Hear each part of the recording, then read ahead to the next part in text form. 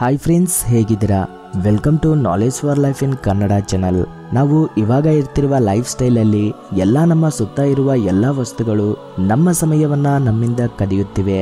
ಅದು ರಿಂಗ್ ಆಗ್ತಿರುವ ನಿಮ್ಮ ಫೋನ್ ಆಗಿರಬಹುದು, ಕಂಟಿನ್ಯೂ ಆಗಿ ಬರ್ತಿರುವ ವಾಟ್ಸಪ್ ಮೆಸೇಜಸ್ ಆಗಬಹುದು, ನಾವು ಒಳ್ಳೆಯ ಇಂಪಾರ್ಟೆಂಟ್ ವರ್ಕಲ್ಲಿ ಇರುವಾಗ ಬರೋ ನೋಟಿಫಿಕೇಶನ್ ಆಗಬಹುದು. ನಮ್ಮ ಸುತ್ತ ಇರುವ ಟೆಕ್ನಾಲಜಿ ನಮ್ಮನ್ನ ನಮ್ಮ ಕೆಲಸದ ಮೇಲೆ ಫೋಕಸ್ ಮಾಡದೇ ಇರೋ ಹಾಗೆ, ನಮ್ಮ ಪ್ರತಿ ನಿಮಿಷವನ್ನ, ನಮ್ಮ ಪ್ರತಿ ಗಂಟೆಯನ್ನ ನಮಗೆ ಗೊತ್ತಿಲ್ಲದೆ ಇರೋ ಹಾಗೆ ನಮ್ಮಿಂದ ಕದಿಯುತ್ತಿವೆ. ಒಂದು ಸಾರಿ ಹೋದ ಸಮಯವನ್ನ ಮತ್ತೆ ನಾವು ತಿರುಗಿ ಸಂಪಾದಿಸಲು ಆಗಲ್ಲ.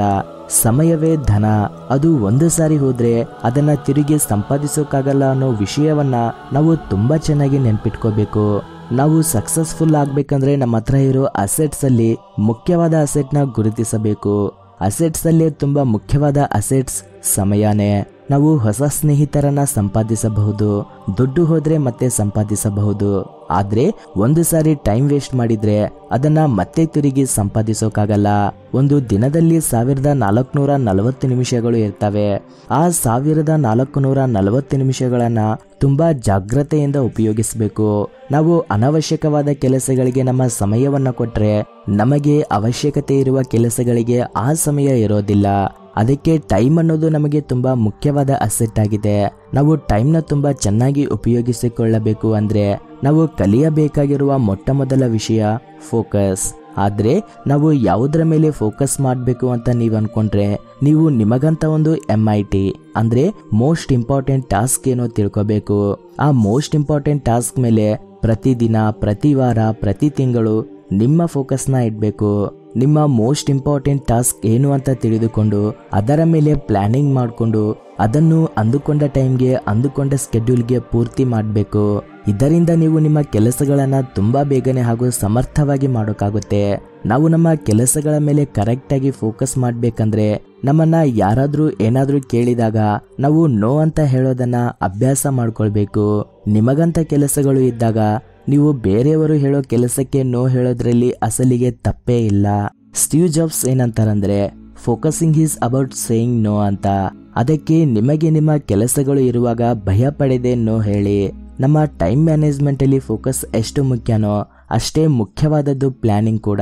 ನಾವು ಮಾಡೋ ಕೆಲಸದ ಮೇಲೆ ಫೋಕಸ್ ಆಗೋ ಪ್ಲಾನಿಂಗ್ ಇದ್ರೆ ನಮ್ಮ ಟೈಮ್ನ ತುಂಬಾ ಚೆನ್ನಾಗಿ ಮ್ಯಾನೇಜ್ ಮಾಡಬಹುದು. ನಾವು ಒಂದು ಕೆಲಸವನ್ನ ಸ್ಟಾರ್ಟ್ ಮಾಡಿದೀವಿ ಅಂದ್ರೆ ಈ ಕ್ವಶನ್ಸ್ನ ನಮಗೆ ನಾವೇ ಹಾಕೊಳ್ಬೇಕು. ನಾವು ಮಾಡೋ ಕೆಲಸ ಎಷ್ಟು ಮುಖ್ಯವಾದದ್ದು, ಅದು ನನ್ನ ಬಿಟ್ಟು ಇನ್ಯಾರಾದ್ರೂ ಮಾಡಬಹುದಾ? ಆ ಕೆಲಸವನ್ನ ನಾನು ಬೇಗನೆ ಹೇಗೆ ಮಾಡಬೇಕು ಅನ್ನೋ ಕ್ವಶನ್ಸ್ನ ನಮಗೆ ನಾವೇ ಹಾಕೊಳ್ಬೇಕು. ಒಂದು ವೇಳೆ ನಾವು ಮಾಡೋ ಕೆಲಸ ಇಂಪಾರ್ಟೆಂಟ್ ಅಲ್ಲದೆ ಹೋದ್ರೆ ಅದನ್ನ ಬೇರೆಯವರಿಗೆ ಮಾಡೋಕೆ ಹೇಳಬಹುದು.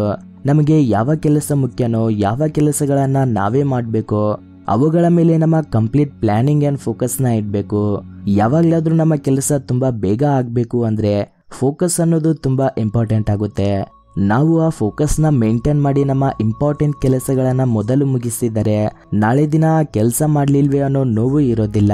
ನಮ್ಮ ಮೀಟಿಂಗ್ಸ್ಗಳು, ಯಾವಾಗ್ಲಾದ್ರೂ ಹೊರಗಡೆ ಹೋಗೋ ಕೆಲಸಗಳು ಇದ್ರೆ ಅವು ಎಷ್ಟೋ ಮುಖ್ಯವಾಗದೇ ಇದ್ದರೆ ನಾವು ಆಚೆ ಕಡೆ ಹೋಗಬಾರದು. ಸುಮ್ಮನೆ ಟೈಮ್ ಪಾಸ್ಗೆ ನಾವು ಹೊರಗಡೆ ಹೋದ್ರೆ ನಮಗಿರೋ ಸಮಯವೆಲ್ಲವೂ ವೃಥಾ ಆಗುತ್ತೆ. ನಮಗಿರುವ ಮುಖ್ಯವಾದ ಕೆಲಸಗಳು ಎಲ್ಲ ಆದ ಮೇಲೆ ನಾವು ಆಮೇಲೆ ಎಲ್ಲಾದ್ರೂ ಹೊರಗಡೆ ಹೋಗ್ಬೇಕು. ಹಾಗೆ ಹೋದ್ರೇನೆ ನಾವು ಫುಲ್ ಎನರ್ಜಿಯಿಂದ ಎಂಜಾಯ್ ಮಾಡೋಕ್ಕಾಗುತ್ತೆ. ಅದು ಬಿಟ್ಟು ಆಮೇಲೆ ಮಾಡೋಣ ಬಿಡು ಅಂತ ಎಂಜಾಯ್ ಮಾಡೋಕೆ ಹೊರಗಡೆ ಹೋದ್ರೆ ಅಲ್ಲಿ ಆ ಕೆಲಸವನ್ನ ಮಾಡ್ಲಿಲ್ವೇ ಅಂತ ಒಳಗಡೆನೆ ನಮ್ಮನ್ನ ಹಿಂಡಿ ಹಿಪ್ಪೆ ಮಾಡ್ತಿರುತ್ತೆ. ಕೊನೆಯದಾಗಿ ನಾವು ನೆನ್ಪಿಟ್ಕೋಬೇಕಾಗಿರೋದೇನೆಂದ್ರೆ, ಯಾರು ಕೂಡ ಎಲ್ಲದರಲ್ಲೂ ದೊಡ್ಡವರಾಗಿರೋದಿಲ್ಲ, ಯಾರು ಕೂಡ ಎಲ್ಲದರಲ್ಲೂ ಪರ್ಫೆಕ್ಟ್ ಆಗಿರೋದಿಲ್ಲ.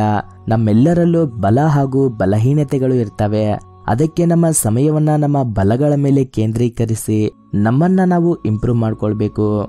ನಮಗೆ ಬರುವ 80% ಫಲಿತಗಳು ನಾವು ಮಾಡೋ 20% ಕೆಲಸಗಳ ಮೇಲೆ ಆಧಾರವಾಗಿರ್ತವೆ. ಅದಕ್ಕೆ ನಾವು 20% ಬಲಗಳನ್ನ ನಾವು ಗುರುತಿಸಿ ನಮ್ಮ ಫೋಕಸ್ ಅಂಡ್ ಅಟೆನ್ಷನ್ ಅದರ ಮೇಲೆ ಇಟ್ರೆ ನಿಮ್ಮ ಟೈಮ್ಗೆ ನೀವೇ ಮಾಸ್ಟರ್ ಆಗ್ತೀರಾ. ಸೊ ಇದು ಸ್ನೇಹಿತರೆ ಇವತ್ತಿನ ವಿಡಿಯೋ. ಮತ್ತೊಂದಿನ ಮತ್ತೊಂದು ಹೊಸ ಟಾಪಿಕ್ ಜೊತೆ ನಿಮ್ಮ ಮುಂದೆ ಇರ್ತೀನಿ, ನಿಮ್ಮ ಸಹೋದರ. Thank you for watching this video. ಜೈ ಹಿಂದ್.